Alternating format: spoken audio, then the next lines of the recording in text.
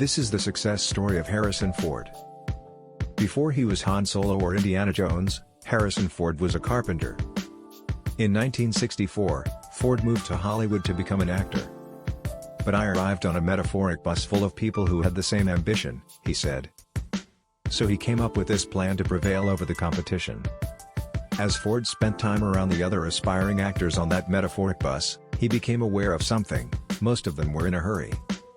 They were in a hurry to make it, or to make lots of money, or to prove something to someone. Whatever the reason, most were on a tight timeline. So Ford's plan was to do the opposite, to lengthen his timeline. To do so, Ford said, "I had to have another source of income. So I became a carpenter. By doing carpentry," he explained, "I was able to wait it out.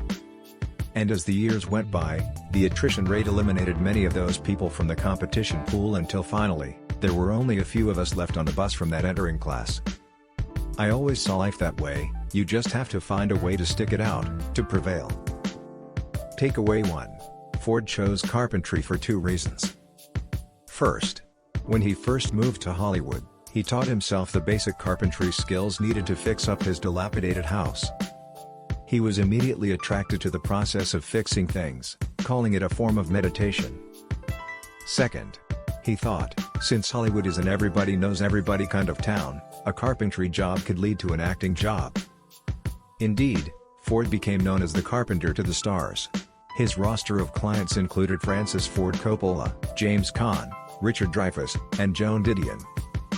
Most famously, in the early 1970s, Ford was building an elaborate portico entrance at Coppola's offices where Coppola's friend, George Lucas, was leading casting meetings for Star Wars. One day, Ford said, "I was asked by George if I would read with the other actors. There was no indication that I might be considered for a part in the film. I read with about 300 actors and weeks later, they asked me if I wanted to play Han Solo." We welcome our first-time viewers to the Winning TV channel. Kindly subscribe to this channel and like this video in order to help our channel grow faster. Thank you. Now, let's continue. Takeaway 2. Ford's stick-it-out strategy is a civilian version of what military strategists refer to as winning through attrition.